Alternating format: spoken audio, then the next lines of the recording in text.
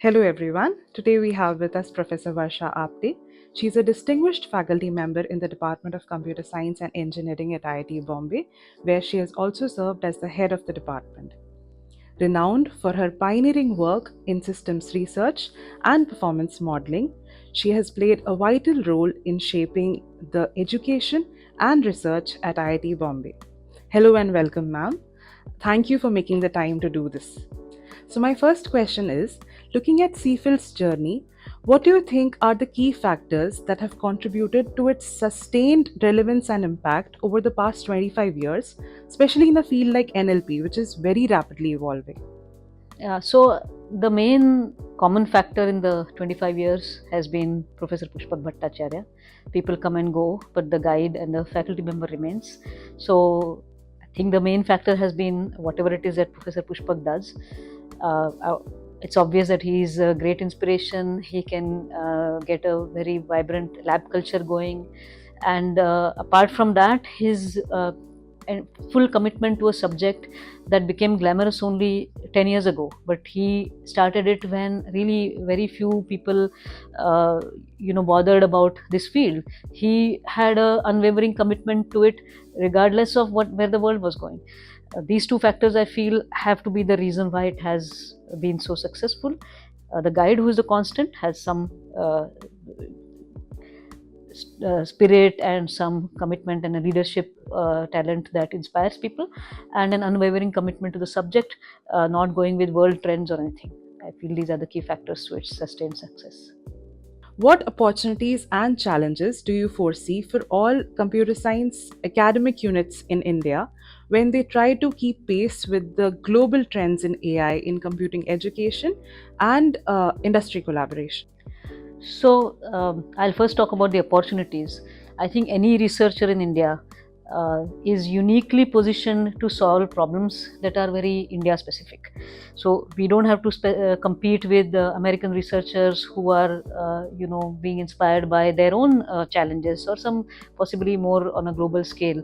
But India is basically such a huge part of the globe. So if we focus on problems of India, first of all, problem statements, very relevant problem statements that are locally relevant, just all around us. We don't have to look anywhere else.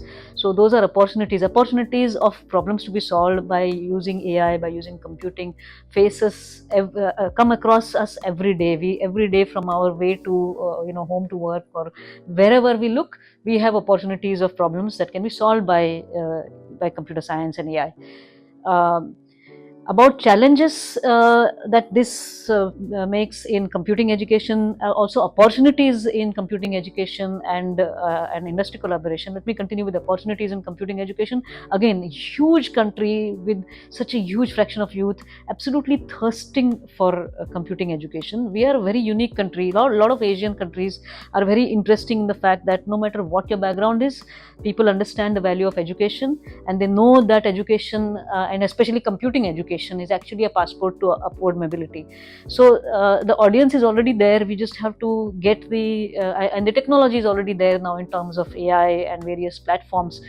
We need to bring that. We need to harness AI, and we need to harness the already existing distributed systems frameworks to bring education to our youth on scale. So I pretty much only see an opportunity there. In terms of industry collaboration, I think it's a little more of a challenge than an opportunity, because the amount of investment wealth that floats around in our country, I think, is still not at the scale where people invest in risky ventures. And if we want to be at the cutting edge of innovation, if you're talking about academia and industry collaboration, we need industry to be making risky bets. We need industry to be funding very pie in the sky kind of research, which I think doesn't happen that easily in India. If it happens, it is still happening by global companies who are dipping into their global, treasuries.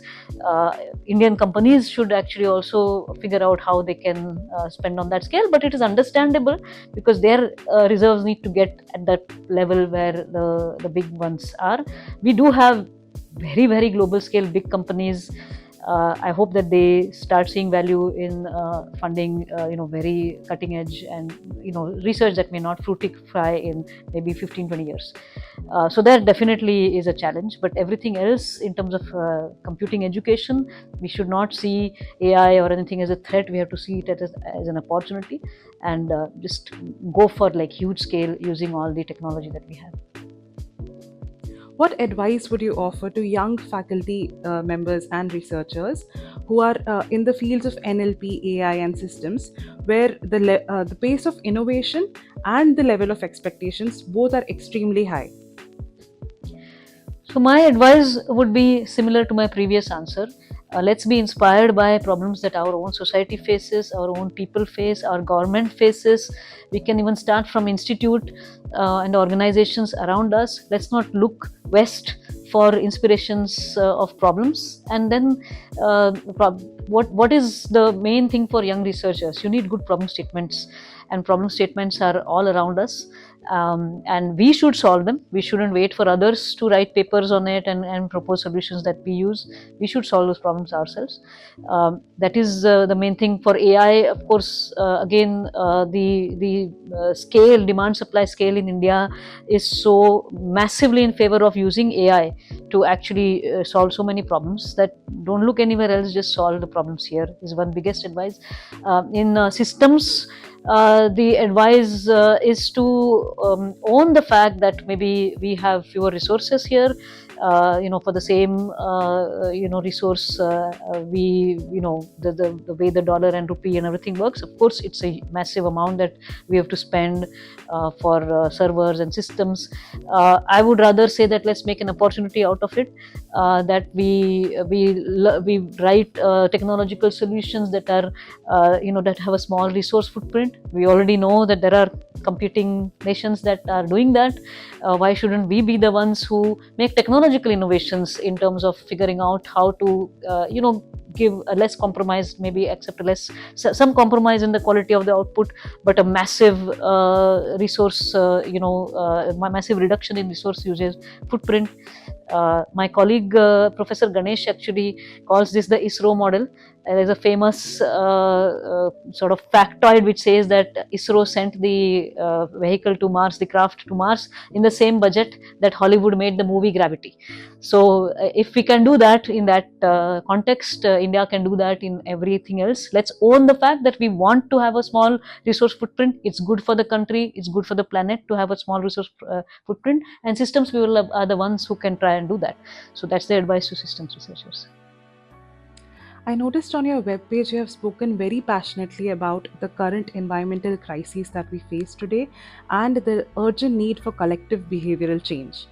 What advice would you like to give young researchers to balance their technological ambitions with the environmental responsibility? Yeah, so this is a passion for the environment and a desire to use fewer resources, reduce your carbon footprint, is one of the most difficult challenges that a computer science, AI, systems researcher has to accept. My response would be that I'm not such a sort of extreme person who thinks that we should not do technological progress just because it has a large environmental footprint. Technological progress is something society will do anyway. We might as well be the ones that do it. But we have to be much more aware, and I don't think it's because of fewer resources in terms of just pure rupee dollar kind of thing. I think we have to be wiser than the nation. We are an old civilization. We have to be wiser about use of resources than the rest of the world has been. They have had the luxury to burn through a lot of resources. We should learn from that, and we should ground up figure out how to make our technological progress while balancing the environmental concerns. One idea could be that we use the resources where it is really required. I mean, I wouldn't say right now that we should scale back on our AI efforts. Our AI efforts might really be good for the country, but I do resent when we have huge malls coming up which are all AC, when 5-star hotels, and will have rooms with blankets that are only good in like Siberia or something, and they will not have a thin blanket, and now you have to put the AC at like 20 degrees C just to get through the night, because they stick you with these weird kind of things. So I would actually appeal to the government that make it, put some disincentives such that silly uses of such and burning of resources for silly things like I like to sleep in a thick blanket with the AC at 18. This should like literally be really disincentivized. There should be some kind of a very big tax or something that gets slapped on such unnecessary uses. And we should not approve full AC malls and things like that. We should have open air shopping complexes which are somehow protected from rain and so on. Any other things or places also, our institute itself could be more pushing on use of AC only for the data centers where there are GPUs and so on, and everywhere else encourage use of fans and things like that. Maybe the trade-off doesn't work totally. How much you can save by all of these small things may not pay for the AI. Then you have to invest on renewable resources. But I do think that if a whole country starts becoming more sensible with some guidance by the government, that let's put the resources where they are critically required and scale back on random luxury, that could be one way. And day to day, I think if we are just aware, we use our cloth bags instead of paper. These are very easy things, and it does bother me that our youth is not as clued into this. I see young people actually being extremely uninterested in environmental friendly behavior. That is something we need to focus on. I'm very happy that our director is very environmentally conscious, and I think we are seeing some changes in the institute itself. Same thing we have to do in our research. Again, don't use a big, for example, I'm going on giving examples for AI because that's the big power hungry thing right now. If your work task can be done by a small model on a small machine, why should you have a huge model? So again, use only the resource that is minimally needed for a good thing. And all of these, they also result in very interesting technical problems. You could have a nice research problem where you're using the smallest model, so that you use a small GPU, you shut down others. Very interesting things can be done. As long as that's the focus, we can solve it. It has to become the focus, that's all.